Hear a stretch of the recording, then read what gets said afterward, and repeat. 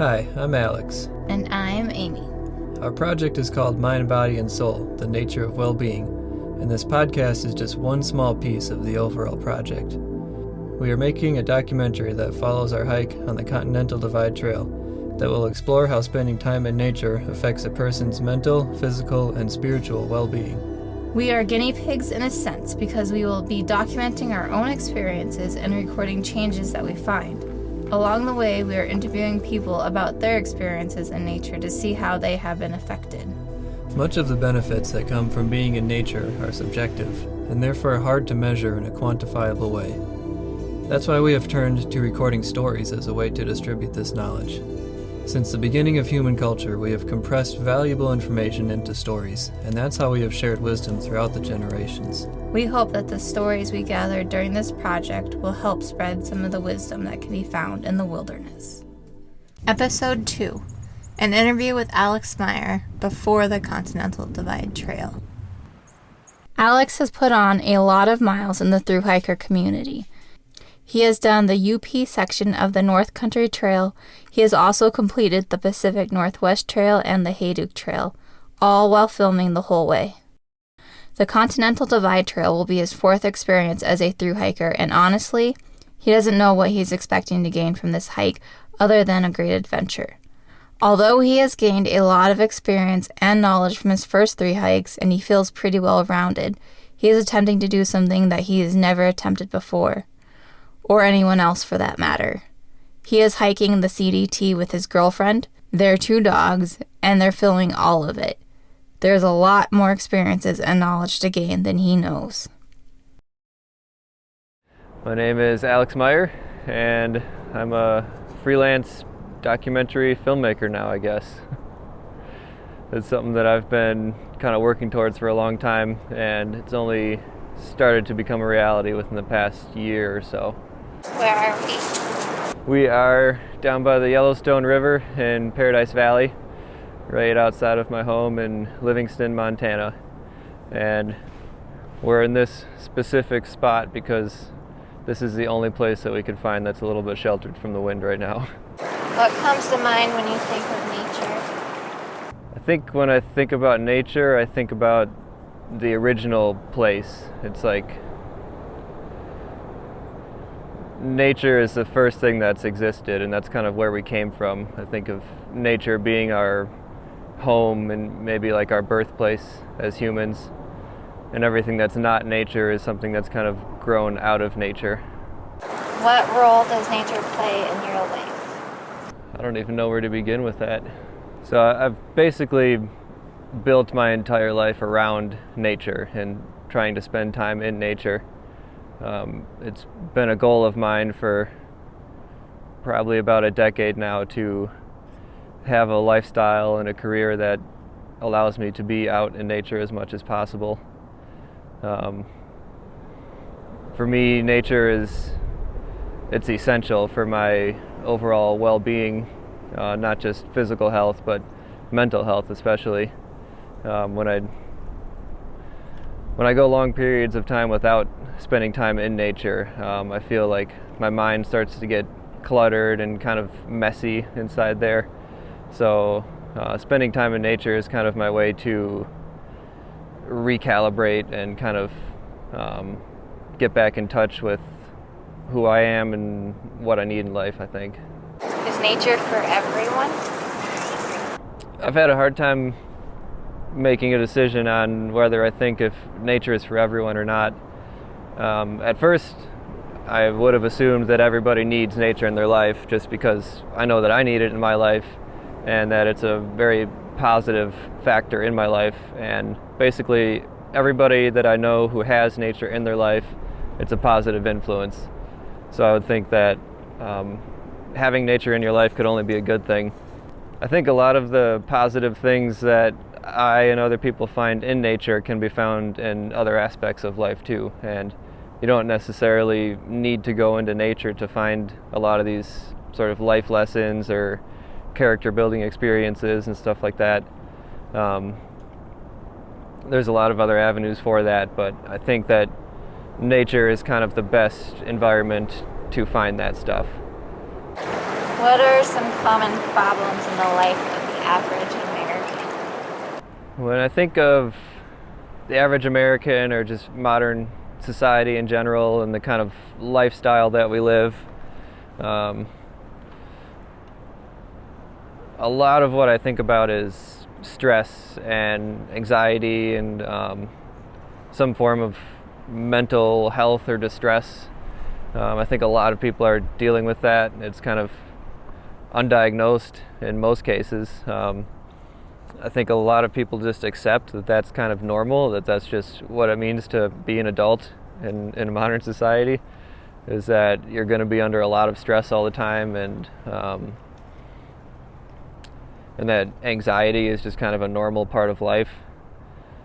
And I guess it's kind of sad that we've accepted that, and I think it's kind of sad that we've accepted that and that there's nothing that you can do about it, or that we've accepted it as normal, because I don't think it has to be normal. I think stress is definitely a natural and normal part of life, but normally it comes in kind of short, intense bursts. There shouldn't be like a constant low level of stress in your life. I think that's unhealthy, and it kind of takes a toll on our physical bodies and our mental health over time. Do you share any of these problems? So I definitely see this in my own life a little bit too, and I think because I have done some of these long hikes and I've spent long times in nature where naturally your stress level just kind of goes down, that's kind of become my baseline for what like a healthy stress level is. And so when I compare my regular life when I'm not in nature to those times, I can see that I'm definitely under a constant level of stress at times in my life. So I'm definitely not impervious to this too, and it's kind of just a result of the way that we live our lives, I think. Especially as we've been preparing for this hike, it's just been non-stop work basically all the time. I'm probably working 12 hours a day at least, either with my editing jobs or preparing for the hike, and it's just constant activity all the time that we always have to get stuff done. And because of that, I can feel my kind of low background level of stress is always a little bit higher than it should be. And it takes a toll on my mood, it takes a toll on my attitude, definitely takes a toll on my patience that I have with other people in my life, especially Amy sometimes, I think. And having this constant level of stress in our lives, it ends up manifesting in different ways for different people, but it never turns out to be a good thing. Has nature helped you? Yeah. How has nature helped you? Yeah. I've known this for a long time, that I need to spend time in nature in order to just keep me balanced out and keep me level. It's a big part of the reason why I have pursued the sort of path in life that I have, where I'm trying to incorporate as much time in nature as possible. I can feel the stress and the clutter in my mind just kind of building up when I'm not going out into nature. And I see nature as a tool basically for kind of reducing all that stuff and just basically filtering out all the unnecessary clutter in my mind, reducing that stress level, and kind of getting me back to baseline. And part of that has to do with just physical exercise, so you don't need to go into nature to do that. Just exercising is a big part of what helps clear my mind. But there's something about being in nature too that it works on a more mental and maybe even spiritual dimension when you're in nature, because you get to see the natural order of things when you're in nature. And I think there's something about being in that system and being a part of that that kind of reminds us how things are supposed to work. The processes that happen in nature have obviously been happening for eons, and they work. They've basically been proven by the test of time. When we're in regular life in society, there's a lot of processes going on there too they're constantly being influenced by either myself or by other people, and I think they're a little bit less trustworthy just because they haven't been around as long, and we don't know for sure if these are the processes that are going to work long time. So in my regular life, I'm constantly being influenced by all these outside forces. So I'm always having to kind of balance that and weigh that with my own perspectives or how I think things should be. When I'm in nature, it's only me. There's no other outside forces that are trying to influence me. It's kind of like a purely objective environment. So I know that whatever I'm experiencing, whatever kind of thoughts are coming through my head are my own, and they're coming from me. So it makes it a lot easier to kind of sort things out in this kind of environment, because I know which thoughts are my own, and I know which thoughts are helping and hurting me, because nothing else is influencing me. So it's kind of a clean environment to kind of examine the contents of my mind and figure out what to do with everything in there, basically. Have you ever dealt with trauma, anxiety, or depression, or anything like that? I've been lucky in my life to have a really good childhood. I have two very good, very supportive parents, and obviously when you're a kid you don't really understand what kind of a blessing that is. But as you grow up, you start to see other people's lives and how they've been affected by their childhood, especially if they had a negative childhood, and traumas and stuff that have happened in there. So as I've kind of grown up and gotten older, I've definitely realized how lucky I am to grow up the way that I did. And I guess I've also been lucky to never have any like real mental health issues. Of course, everybody has their ups and downs, and there's good days and bad days, but I've never really felt like I was on the verge of depression or severe anxiety or anything like that. But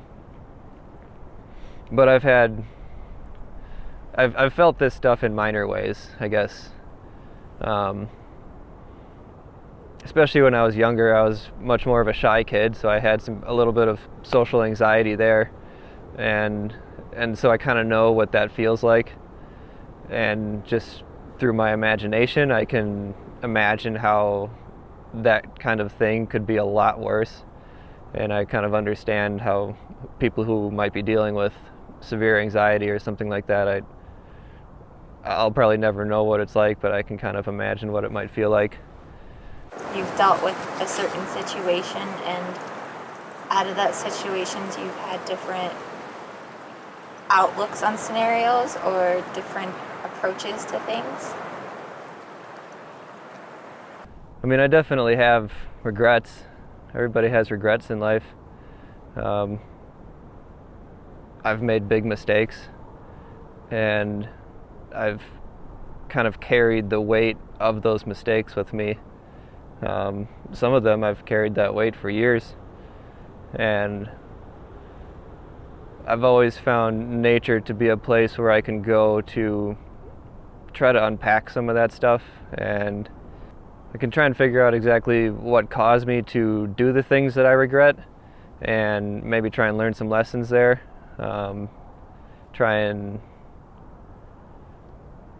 Just maybe try and take some lessons there and incorporate those into my life moving forward so I don't make the same mistakes. But another part of the reason why I do retreat to nature when I'm feeling hurt or feeling down or in a bad mood or something. If I have something heavy on my mind that I need to deal with, nature is a place that I always retreat to. And I think that's because, a little bit like what I talked about earlier, nature is a place where it's just me and nothing else. There's no other influences. It's kind of an objective environment. So that it just gives me the space and the freedom to really dig into these things and kind of begin to unpack them. There's nobody that I have to explain myself to. And I usually don't come away from these trips into nature feeling fully healed or anything like that, but I think what it does is that it really allows me to examine the contents of my mind, regrets, mistakes, things that are bothering me. It allows me to take a close look at those things and kind of put them in their place, so that it's not just something that's like hiding under the surface that I haven't dealt with yet. It's a place where I can deal with things and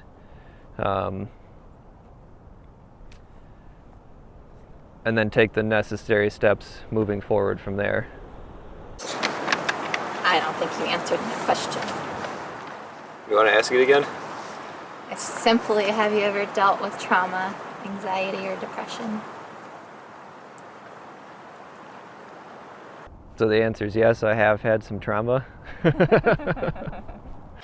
I suppose so. Do you think that nature alone can alleviate these problems of trauma, anxiety, or depression, or any other problems, or do you think we need more than nature? So I see nature as a tool, basically, and I guess the tool is only as good as its user. So simply going out into nature is not going to heal you of all your problems. It's going to take some work on your part. And this is a kind of a new idea that I've recently come to terms with, because I used to think that you could just stick anybody in nature for a long enough period and they would come out having dealt with a lot of their issues. But I think it takes more than that. It takes a conscious decision on the individual's part to actually decide that they want to do something about it. If somebody has problems in their life that they may be causing, it's kind of a two-part process. You need to first admit that there is something wrong, and then you have to decide that you want to do something about it. And then nature is there for you to kind of work things out. So I think if you're somebody who wants to heal in nature, you have to make these decisions before you go out into nature, that there is something that you need to work on, and that you want to do something about it. And then I think nature is probably the best environment for working on at least personal issues. What is your relationship with your body? I think another way that I've been lucky in life is that I was born with relatively good genes, maybe. I don't put a whole lot of effort into my physical health. I don't work out. I don't really eat very healthy in any certain way. But I've always managed to stay relatively skinny and in decent shape, at least.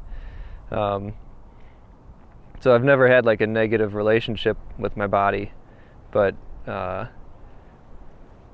since I've gotten into hiking, and especially long distance hiking where I'm doing really long-term physical activity, that has gotten me much more in touch with my body, and I have begun to be able to feel the inside of my body on a very subtle level, I think. Just as an example, when I'm hiking, I can tell if I'm starting to get an ache in one part of my body. I know that it's because some other muscle is sore, and it's because of the connections going on between those places. I know that if I stretch out that muscle, that the ache is going to go away. And I think that sort of body awareness has spread a little bit into my mental body, if you want to call it that too. Because I've had so much time alone to think and just kind of live in my own head, I feel like I've kind of mapped out my mind, and I understand where things are coming from, and I know that if I'm having some sort of mental anguish over here, it's because some other part of my life or my mentality is off in some way. So if I can deal with the root of that problem, then it's going to solve this other thing, which is really only a symptom. So when I think about my physical and my mental body, I feel like I can recognize the symptoms and trace them back to their root causes, because oftentimes the symptoms are not the problem. They trace back to something deeper. And if you can recognize and deal with that deeper thing, then the symptoms will go away eventually.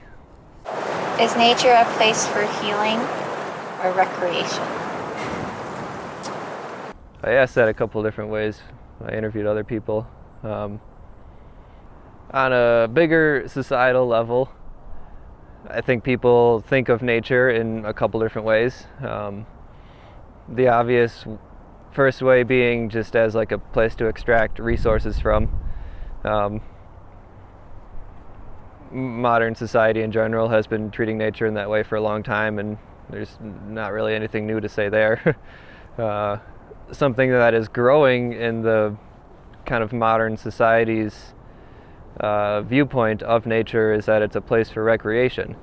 And I know there's always been a kind of a subculture of people who are extremely into recreation in nature, whether that's hunting or fishing or skiing or hiking or whatever.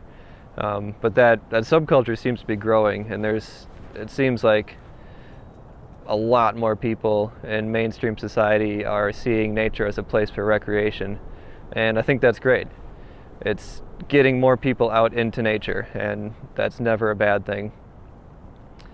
Well, I guess a lot of people think that's a bad thing. I don't think it's a bad thing, but there are some costs that come with that.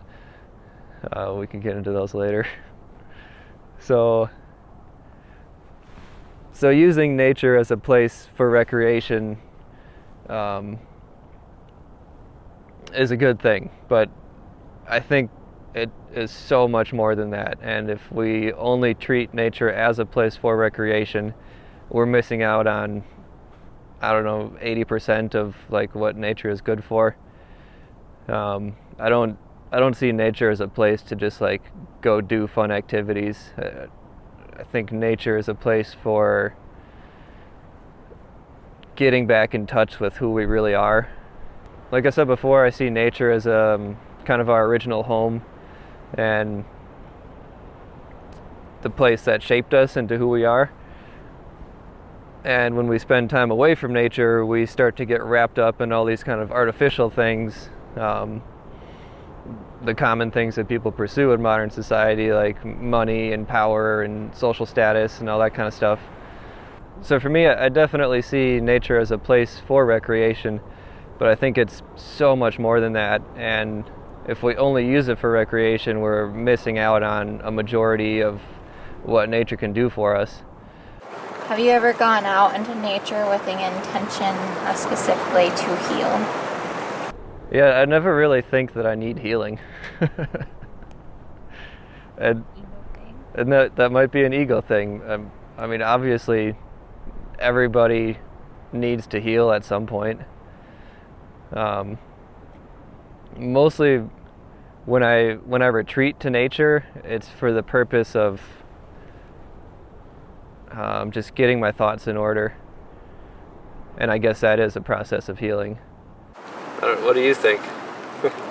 I think so. Do you think so? What? I think you do. Like, you specifically have to go out on a camping trip to recover. It's a source of healing. Yeah. I don't see it as fixing myself, though. I see it as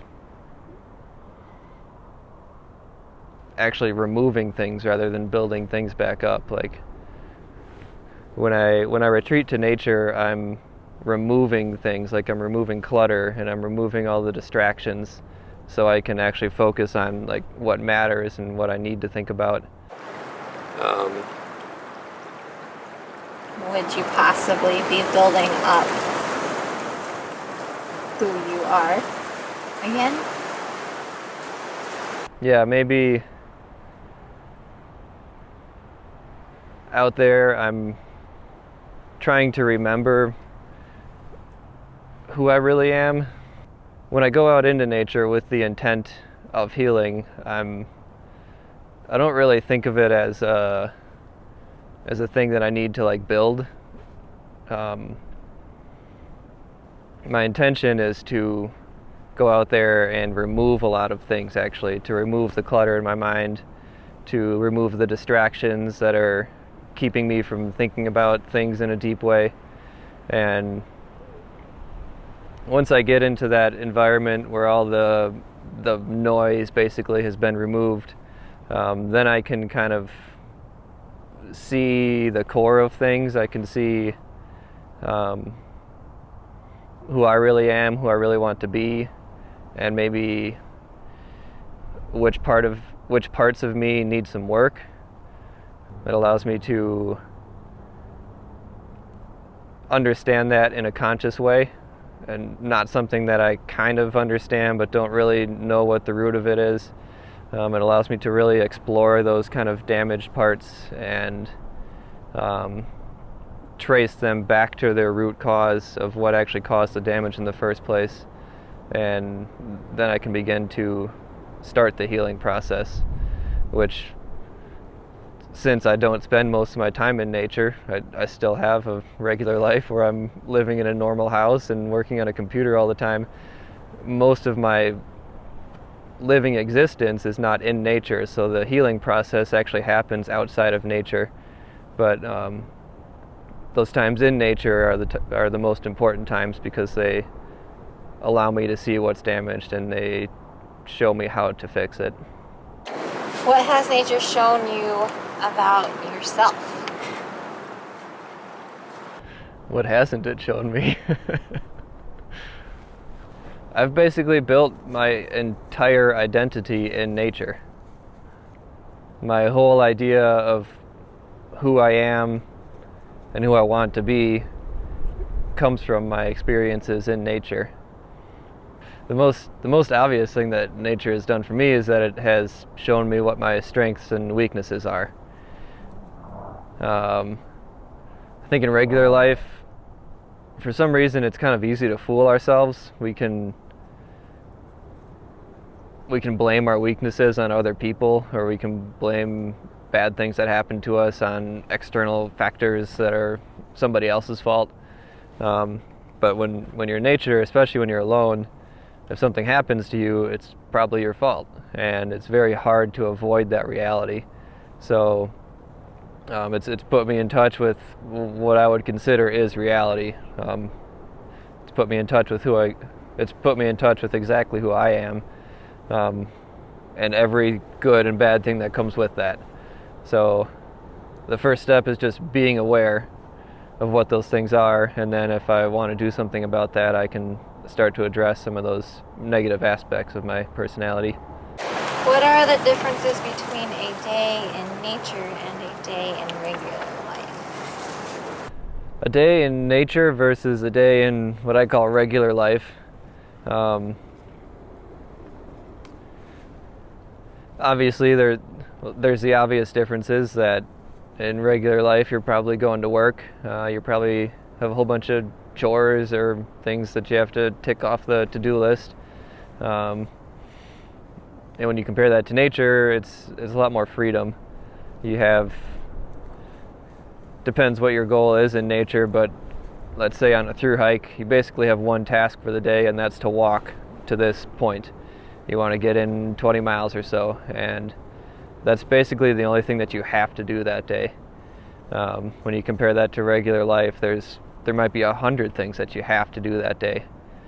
So it's nature is just simple. Life is extremely simple when you're in nature.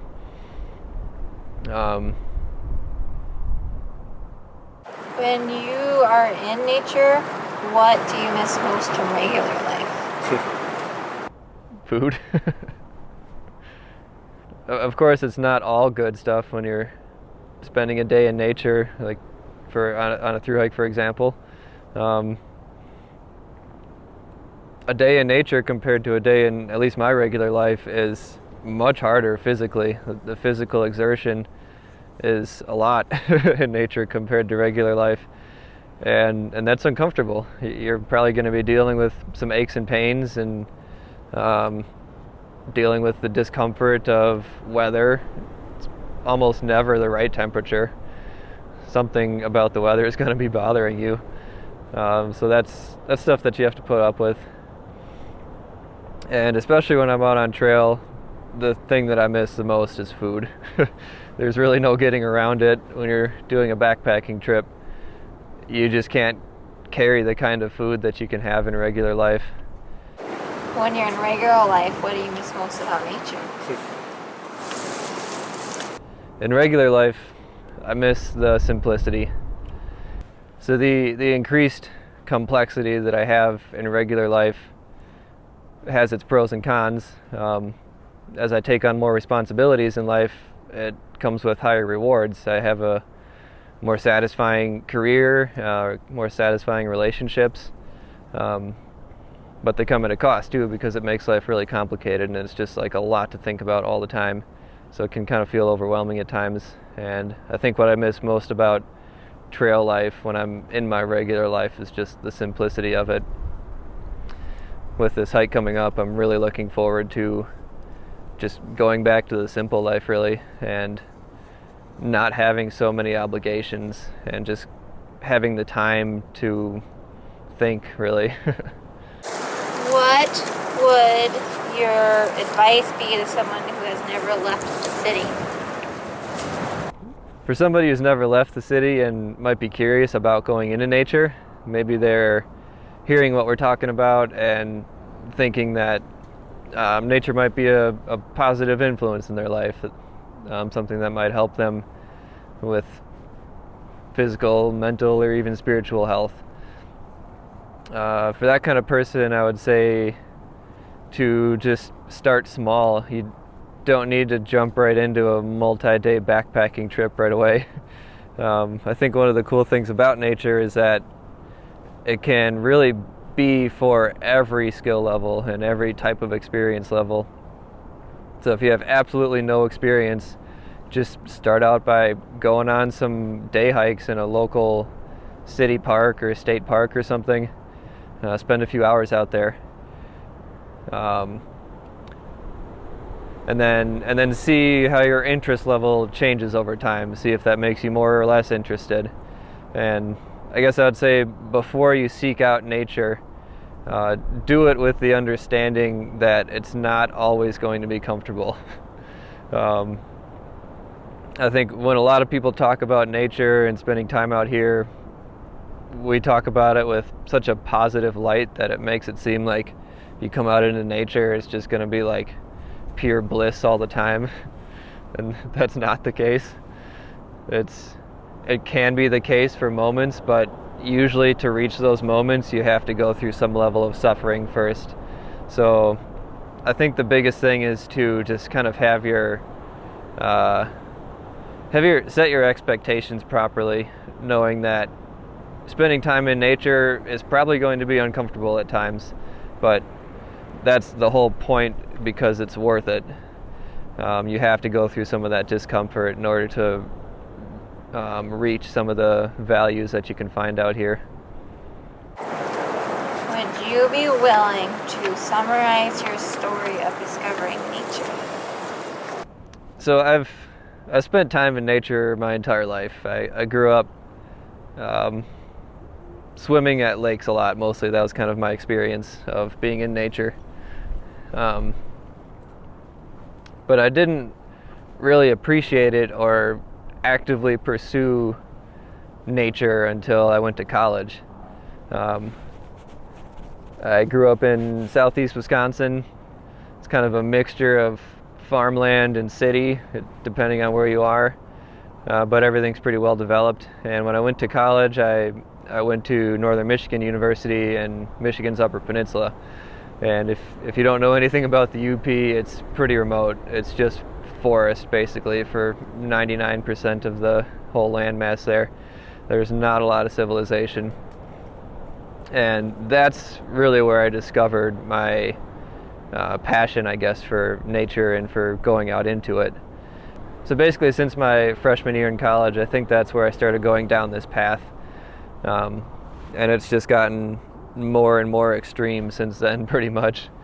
At first, I was just doing day hikes, and that turned into overnight camping. And eventually, it took a while, but that turned into backpacking. That wasn't until my last year in college, where I did a 18-mile backpacking trip in the Porcupine Mountains State Park. And that really, it took us 3 days to go 18 miles. So it wasn't like a super intense backpacking trip, but that really opened my eyes to like what was possible and what I could do out in the wilderness. Once I realized that I could just go out into the woods with a backpack on my back and just be totally self-sufficient out there for days at a time, the potential just seemed endless to me. So that's kind of that was one ingredient to the path that I'm on now. And the other ingredient is that I merged my passion for hiking with photography. So I always knew that I wanted to make movies for a living. In high school, I thought I might end up in Hollywood or something. But the more time I spent in nature, the more I realized that I kind of needed to become some kind of outdoor filmmaker. That was basically the only path that I thought that I would be happy going down in life. So when I graduated college with a degree in digital cinema, I knew that that's what I wanted to do, but I had no idea how to actually make that happen. So that was ingredient number 2 on this path, and I think the third ingredient was fear. After graduating, I had that degree.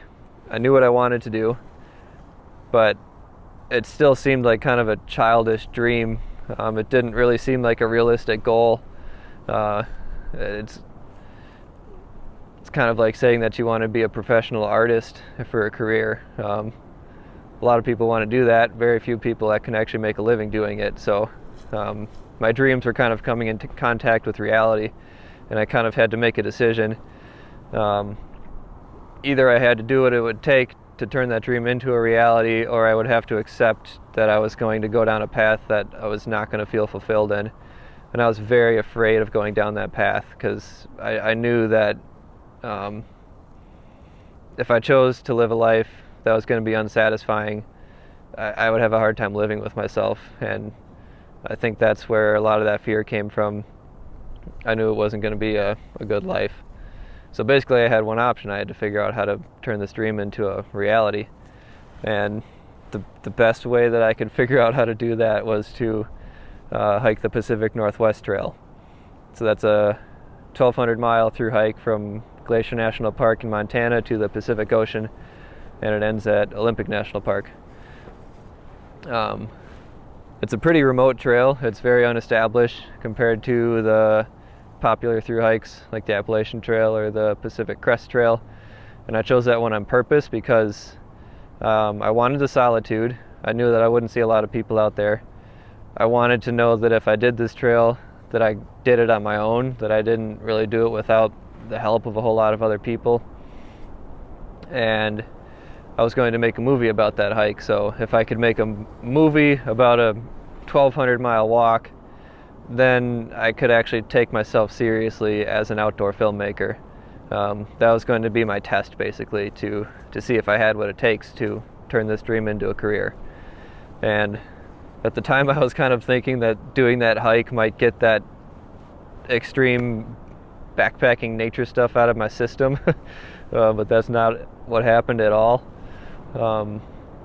something that I wasn't expecting from that hike was the kind of deep emotional and personal dive that I did within myself. I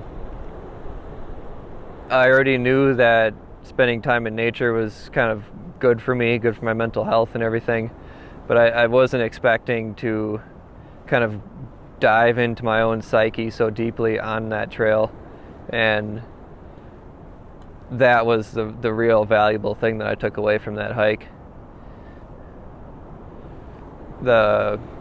Making the movie, making the documentary was definitely important to me, but after I discovered what spending that much time in nature can do for me on a personal level, that became my mission in life, basically, to explore that further. The filmmaking and the hiking were kind of just like vehicles for exploring this new path that I was going down.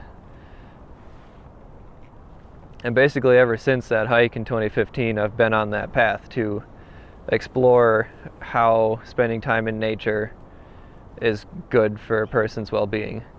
And it's a super broad topic. But since that hike, I've been kind of diving deeper into that and refining it further. So after I did the PNT in 2016 and 2017, I hiked part of the North Country Trail, which was 550 miles across Michigan's Upper Peninsula. And that hike was just a further refinement of my technical skills, basically, both on the filmmaking side and the backpacking side, because that hike started in the summer and I broke it up into sections so that I could end the last couple sections of that hike in the winter. So I got some good practice and a lot of suffering and a lot of learning the hard way how to backpack in the winter and kind of like rough weather conditions.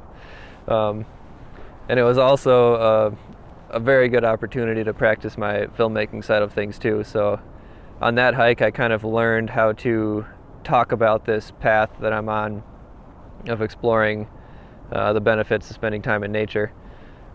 And I sort of refined that message. So then after the North Country Trail in 2018, I hiked the Hayduke Trail, which was just a progression of trail difficulty, basically. The Hayduke Trail is by far the most unestablished through hike that there is in America, at least as far as I know. I'm sure there are some other very obscure routes that nobody knows about, but as far as trails that people hike, I think the Hayduke Trail is the most challenging and most unestablished trail that there is. It's 800 miles through the desert in Utah and Arizona, starting in Arches National Park, kind of dipping down to the Grand Canyon, and then finishing in Zion National Park. And it's almost entirely off trail. You're having to do a lot of navigation on your own. It's extremely remote. You don't see anybody out there. And you're going through really dangerous terrain, having to climb up and down canyon walls and really loose scree on steep hillsides over cliffs and stuff like that. Not to mention that it's in the desert, so water is a factor too, and it's hard to find water out there. And by the time I got to my Hayduke hike in 2018, I had a very good idea of what my message was, what I was exploring, and kind of what my purpose was in life, really. And that was to basically put myself in extreme situations out in the wilderness and explore how they benefit my life, and then to kind of translate that into a message that's more universal for everybody to understand, so that hopefully other people can kind of reap the benefits of my suffering out there. With the Hayduke project, I felt like I had really solidified this path in life. By this time, it was something that I had fully accepted as my life purpose, basically. It's something that I'm completely committed to at this point, and I'm moving forward with that, with this current project that we're working on. And I think Mind, Body, Soul, this hike on the CDT, is just going to be a further exploration into these topics. Solo versus group hiking. Talk about the introspective aspect of nature.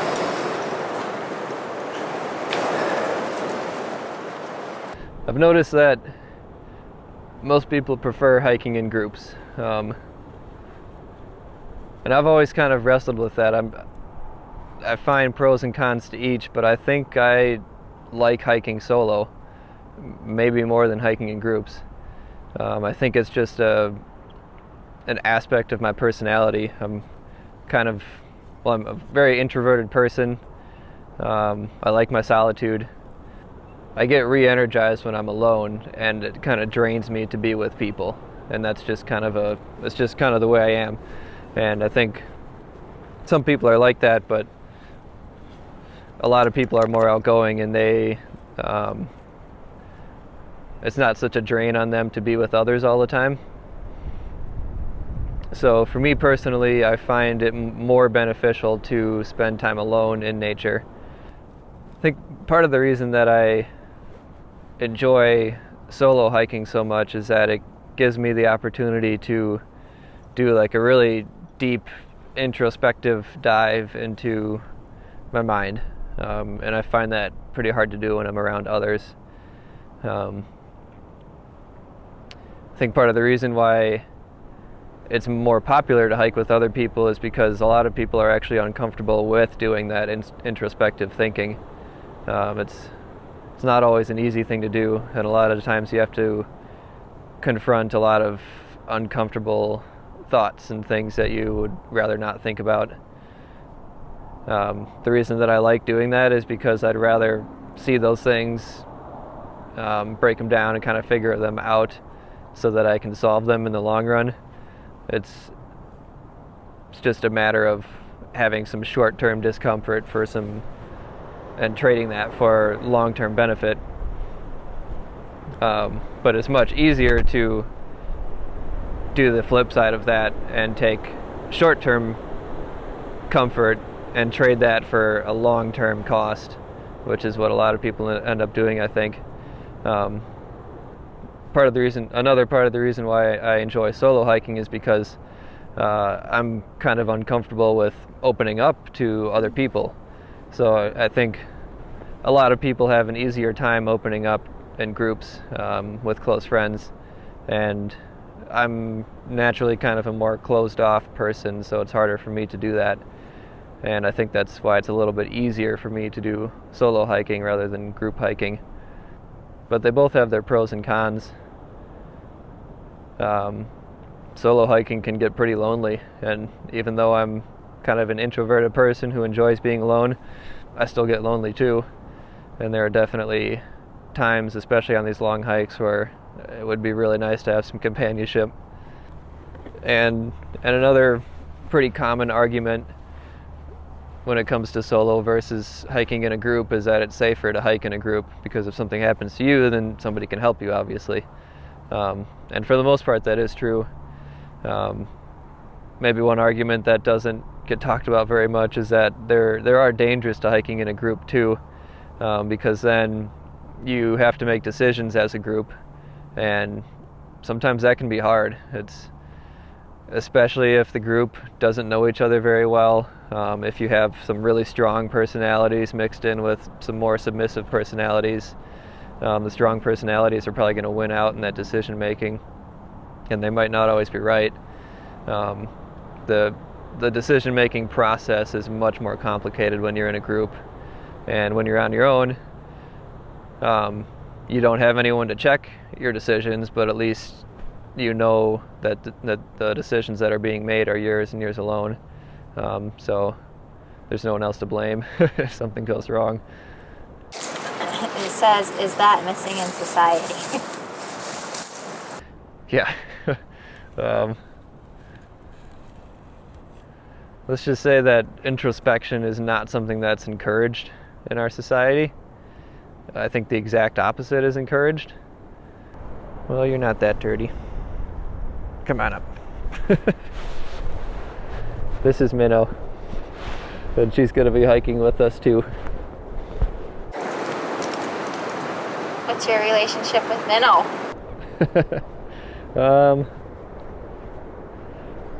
I feel like I've always had a good relationship with Minnow. I don't know if you agree. But Minnow is kind of a shy dog. She's the kind of dog that you need to hang around for a while, I think, before she trusts you. And once she decides that you're a part of the pack, then you're in. And then you can develop a pretty close bond with her. But it definitely takes some work. I kind of like that. And she's a very good trail dog. So yeah, the opposite of introspection is encouraged in our society. I think when people have personal problems or things that would call for some introspective thinking, the thing that they're told to do is to go seek help, to have somebody else tell them what's wrong with them. And that might help, I think. Like what I'm talking about is going to therapy, basically. To have a therapist tell you what's wrong with you could be very beneficial, because then you could work on it. But I think if you're not the one that's discovering these problems, it's very hard to actually do anything about them. I know, at least for me, I need to be the one that discovers the problem before I feel a personal connection or responsibility to actually do anything about it. If somebody's telling me that I'm doing something wrong, it takes an extra level of like self-control on my part to actually take them seriously and to believe them. I think a lot of times when somebody's telling you that you're doing something wrong, you want to just argue and say that they're wrong or something. So a little bit of introspective thinking goes a long way, and I think that's all it takes for like a large portion of our society, is just a little bit of introspective thinking. Talk about fixing yourself before fixing the world. So one thing that I've seen with my generation especially is that a lot of people are waking up to all the things that are bad in the world. Like, there's a lot of things that are bad in this world that we live in. There's a lot of things that need fixing in this world, and a lot of people in my generation especially feel some sort of duty or responsibility to fix these problems. And it's coming from a really good place. These people want to help, they want to make the world better, and they want to make the world a better place for all of us to live in. And it's very, very admirable goals that these people have. But I found that a lot of people with goals like this have not put any work into themselves, and personally, like, they are a wreck. And the more they try to fix the world, the more they actually end up complicating things and kind of screwing things up and actually working against their goals, because all they do is make enemies. So I'd like to do all these things too, of course. I'd like to make the world a better place to live. But my approach has been to start within and then kind of work outward, because I think if you don't have yourself in order, then there's no way that you can put the world into order. So that's where I've been putting all my energy. At first it seems like a selfish thing to focus on yourself so much and to be putting so much energy into yourself. But I think that it's what's going to work in the long run. How do you use nature compare starting out to now? Oh yeah.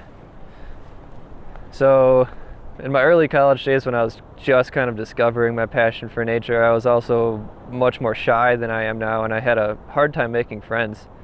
I had a couple close friends in my life, and the people that were in my life were all very good people, but I always felt like I was kind of falling short of where I should be, and as far as my like social life, I always felt very awkward at parties and kind of uncomfortable in a lot of social situations. So naturally, I kind of secluded myself. I would spend a lot of time at home, and I spent a lot of time alone in nature, just because those were the places that I felt comfortable. In a lot of social settings, I felt uncomfortable, so I sort of ran away from those, and I escaped to nature. I think it's kind of just luck that I chose nature as a form of escape, because there's a lot of very unhealthy ways to escape, and it just turns out that nature is kind of a healthy way to escape. So it took a long time to kind of reconcile with that and understand that I was escaping. I was kind of running away from my problems and going into nature, because that was the place that I felt comfortable. And I think that's exactly because of the time that I spent in nature. It revealed my strengths and weaknesses. So once I was aware of my weaknesses, I could see how those things were playing out in my life, and that whenever I was in a situation that revealed my weakness, like some sort of social situation in life, I tended to run away from it. So that time in nature revealed those things to me, and it kind of made it a conscious thing that I could deal with. So it's something that I'm still dealing with, but so I've made a lot of progress since then, and I'm at a point now where I don't have to run away, or I don't have to escape. Now when I go into nature, it's not to escape things, it's more to find things. I don't feel like I run away from things in life as much as I used to, and I don't use nature as a form of escape anymore. Nature is something that builds me up, it makes me stronger. Talk about the perspective calibration tool. These aren't really questions. Yeah, these are just things that I want to talk about. Peter, this is not fair. Part of the process of making these documentaries is to take really big kind of abstract ideas and distilling them down into like a few simple words. So I've always had kind of a fascination with doing that. When I'm out here, I like to think about really big concepts, and it's easy to do inside your head, but when you actually try to explain these things to people, you have to put them into words. And that's a process of distilling a whole bunch of ideas down into just a few words. I've thought about how to do that with nature as a whole, like how would I explain what nature is to me? And the best that I've come up with so far is that nature is a perspective calibration tool. That's the role that nature plays in my life. I go out into it with the goal of calibrating my perspective. I think in regular life it's very hard to have a properly calibrated perspective, because you have all these other influences that are always trying to persuade you and influence you in some way. And it can be hard to determine what's real, because there's a lot of there's a lot of deception in regular life, and there's a lot of things that are trying to persuade you.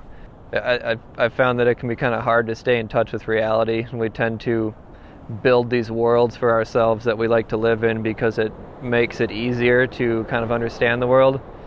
And we might think it's real, but there's some sort of objective reality that doesn't quite line up with these worlds that we build for ourselves.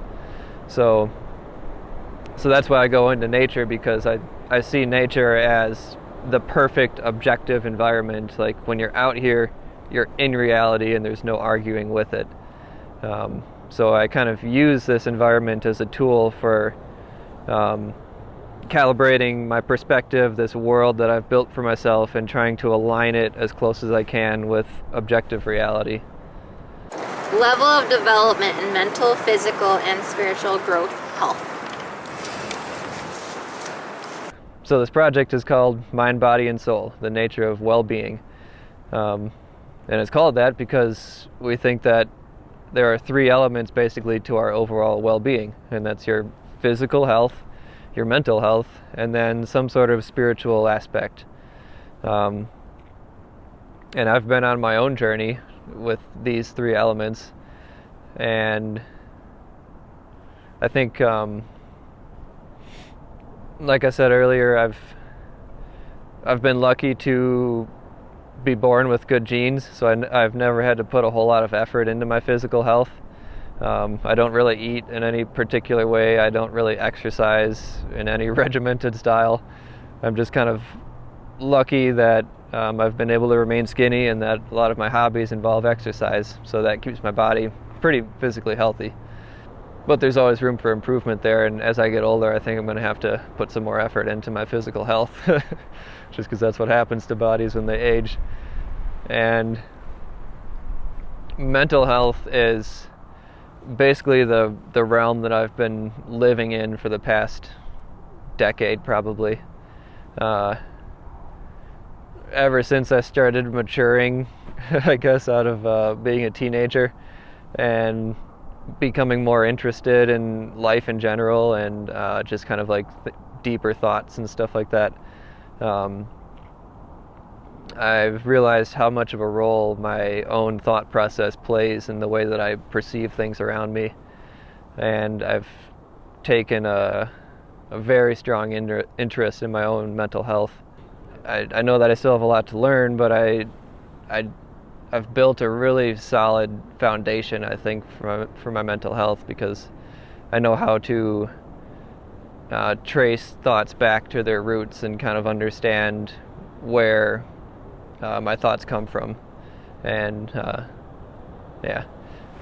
And then as far as spiritual development, that's something that I've always been fascinated in, and I've kind of dabbled in different methods for exploring spiritual development.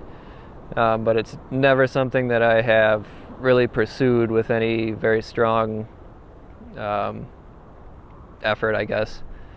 And one of the guys that I've interviewed for this project, named Nimbawill Nomad, talked about this. He thinks that you have to have your physical and mental health kind of in order and very well established.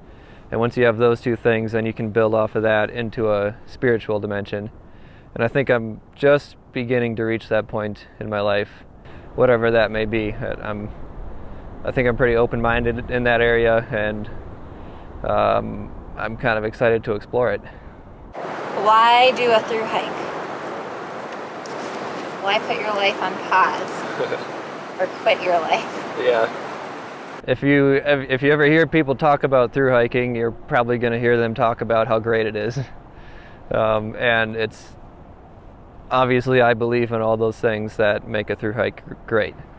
There's a ton of benefits that come from through hiking, but something you might not hear from a lot of people is that there's a lot of costs, and that's just a reality. If you're going to spend 5 months out in the wilderness, that means you can't spend 5 months in your regular life. And for most people, that means you have to quit your job.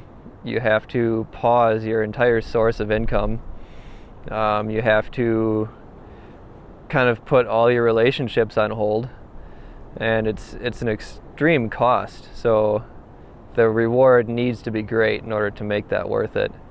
And I've found out that it is, and I think most people that do through hikes figure out that it's definitely worth it. But it can be kind of hard to see what the benefits are unless you've done something like that. Because the benefits that you get from a through hike are not tangible. You're not going to end up with money. Your situation in life isn't going to change at all. If anything, you're going to be worse off when you come back from a through hike than when you start a through hike, at least as far as like career-wise. And I think it's hard for a lot of people in our society to see that, especially because we're a very kind of tangible society. We need to see and feel and touch things in order to believe that they're real.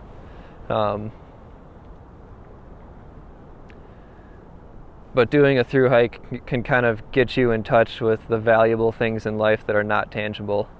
And a lot of people that do through hikes realize that those intangible things in life are way more important than the things that we can hold.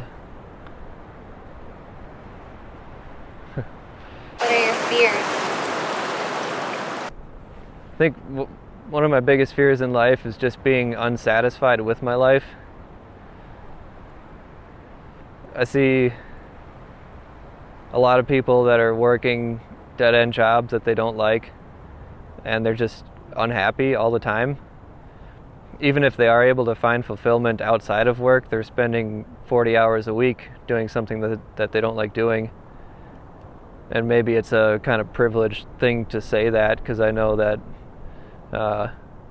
sometimes you don't have a choice and you have to do that kind of work, but I've been lucky enough to be in a position where I can pursue a life that I enjoy basically all the time. And so one of my biggest fears is to have that taken away from me, to be in a position where I need to spend a lot of my time doing something that I don't enjoy. So I'm working very hard to try and maintain this lifestyle that I've kind of found myself in. What are your motivations? On a personal level, my motivations are the same as my fears, basically. My motivation is to build a life that I enjoy and that I'm satisfied with, and to feel like I've accomplished something. I'm very driven by accomplishing things, and that can have a negative aspect to it for sure, but I find a lot of joy and satisfaction in getting things done and building things. And on a bigger level outside of myself, a big part of my motivation is to basically pursue this purpose in life that I have kind of discovered for myself. I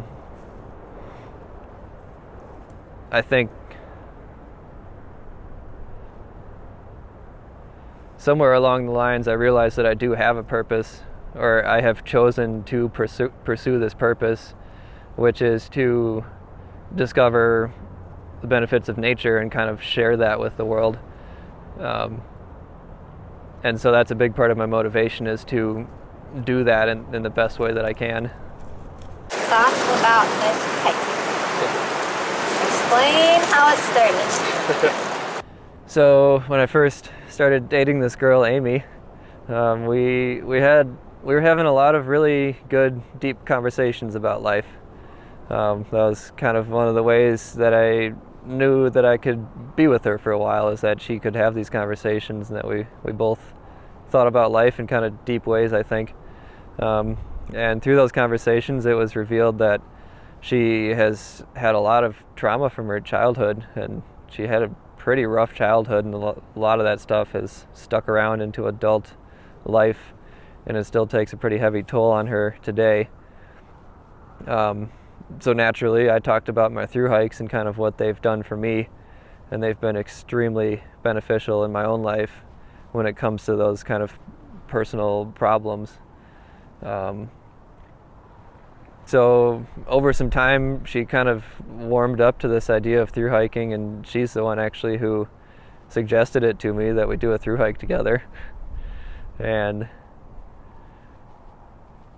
the logical choice would be to do something like the Appalachian Trail or the Pacific Crest Trail, especially since it's her first thru hike. But neither one of us really like the crowds that we would find out on those trails. We both appreciate the solitude that we find in nature. So we chose the CDT. The Continental Divide Trail is still going to be way more established and probably more popular than any trail that I've ever hiked, but it will be much less populated than those other two well-known thru hikes. So that's how we decided to do the trail. And as those thoughts turned into actual planning and turning this into reality, it's been a kind of intense process as we both work to put our lives on hold. It's been pretty stressful at times as we kind of realize the amount of work that it's going to take to actually make this happen. And the stress, I think, has taken a toll on our relationship and sometimes. But I think it's all been necessary, and we usually end up coming out of these conflicts stronger. We usually end up coming out of these things closer and stronger than we were before.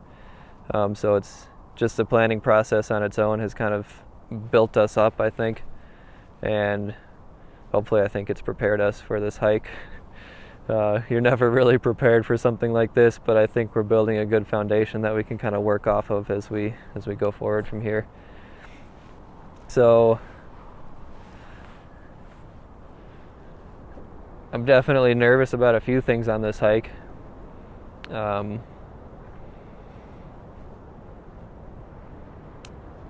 worried that our paces are not going to be able to match the required pace that we're going to have to keep in order to reach Glacier National Park by October. I mean, there's just a reality that you have to average a certain number of miles to get there in time. So I'm hoping that we can maintain that. I'm also a little bit worried how I'm going to handle hiking with somebody, being so close to somebody for so long on the trail. Because I'm used to doing these trails, if not completely solo, at least I'm on my own and I'm independent and I can just leave when I want to. When I have hiked with other people, we've all been very independent and we all kind of maintain our own pace. But with this hike, we're going to have to stick together, so it's going to be something for me to adjust to. And I think I can do it, but it's going to take some time and it's going to take a lot of patience on both our parts, I think. On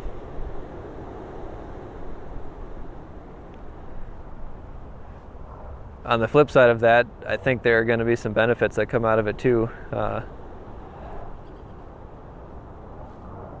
I think I'm at a point in my life where I have spent enough time alone in the wilderness to attain a lot of the benefits that come from spending time alone in the wilderness, and now it's time for me to spend some time with somebody in the wilderness. That's kind of the opposite direction that most people do it in. I think most people start out with groups, and then if they get there, they end up spending more time alone. I started out spending more time alone, and I think I'm going to start to appreciate spending time with people, especially my girlfriend, in the wilderness. And I'm going to see how that's going to kind of strengthen our relationship and I think just make me a better and more patient person. How do the dogs play an aspect in this hike for you? To say that Amy is close with her dog is an understatement. They are basically inseparable. Minnow goes everywhere with Amy. She even brings her to work, and they spend very little time apart. So I knew that when we decided to do a thru hike together that Minnow was going to have to be a part of that decision, even though I'm kind of uncomfortable with the idea of bringing dogs on a thru hike. There's a lot of things that'll just make that way more complicated. There's a lot more that can go wrong by bringing a dog, but it's kind of not even something that we're going to argue about because it's going to happen. So Minnow's coming with us. And shortly after we made the decision to do the thru hike, Minnow got pregnant, and she had a litter of 8 puppies, which was planned. So we kept one of those 8 puppies and named her Echo, after my favorite lake in the UP called Echo Lake.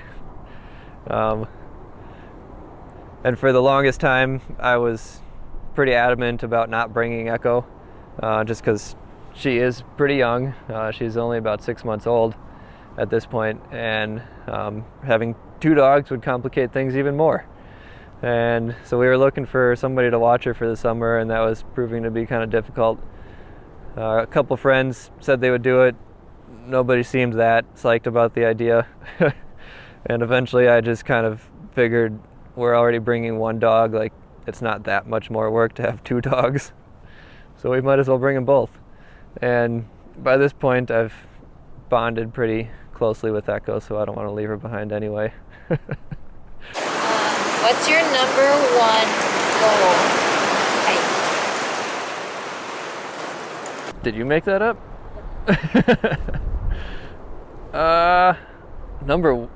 can only pick one thing? I want you to talk about it. Okay. My number one goal with this hike is to complete the hike with Amy and both the dogs. Because that's going to be a hard enough challenge on its own. And for us to all still be in a good, happy relationship. What are your other goals? I kind of talked about those. Like, my other goals are to explore the spiritual dimension some more. And just to film a really good, high-quality movie, really. How do you think Amy's going to handle the hike? Those are good questions.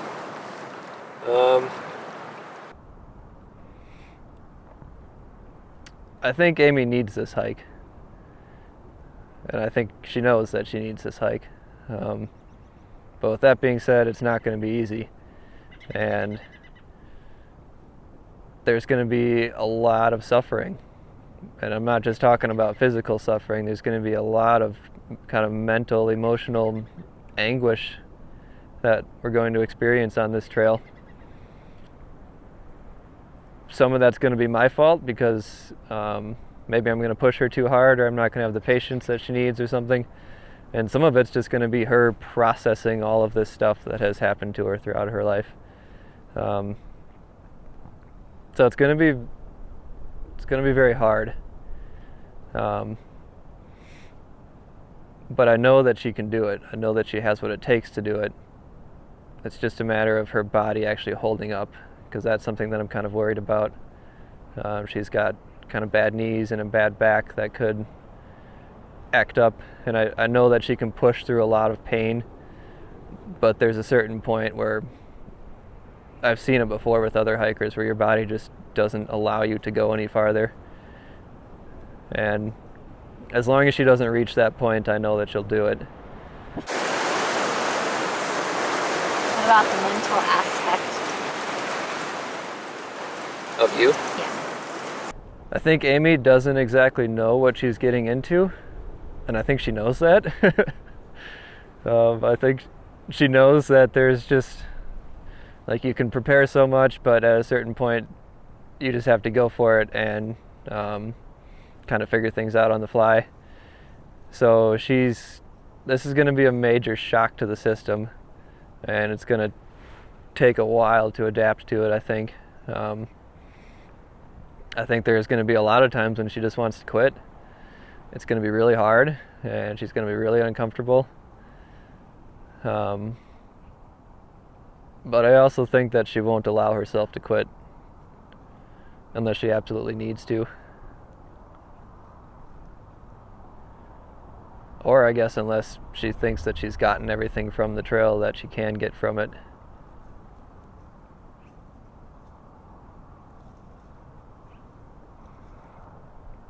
And she might find that before reaching the end. This is something that we've kind of talked about too. She's not really out here to hike the full 3,100 miles or whatever we're going to do to complete the whole trail. What she's out here to do is to heal and to kind of deal with this stuff that's happened in her life.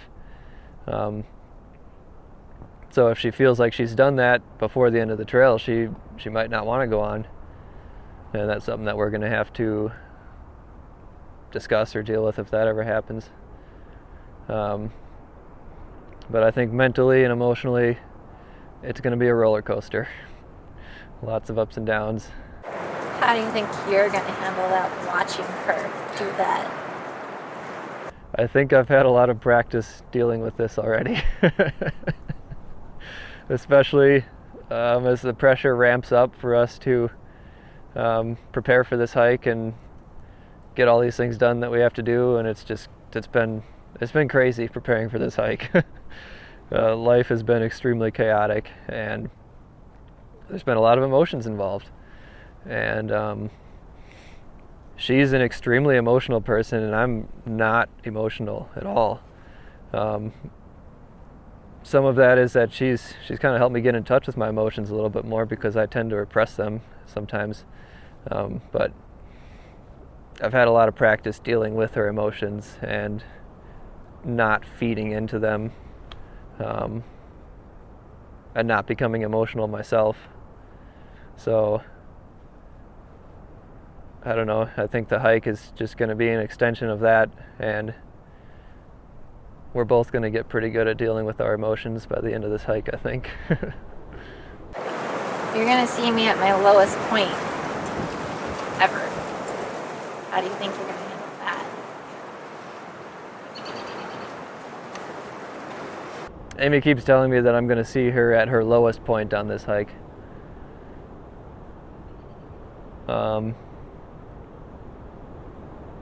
I think I've already seen glimpses of that. And I think when I do see that, I think it kind of inspires me actually to be stronger and to be more of a rock or something for her to hold on to.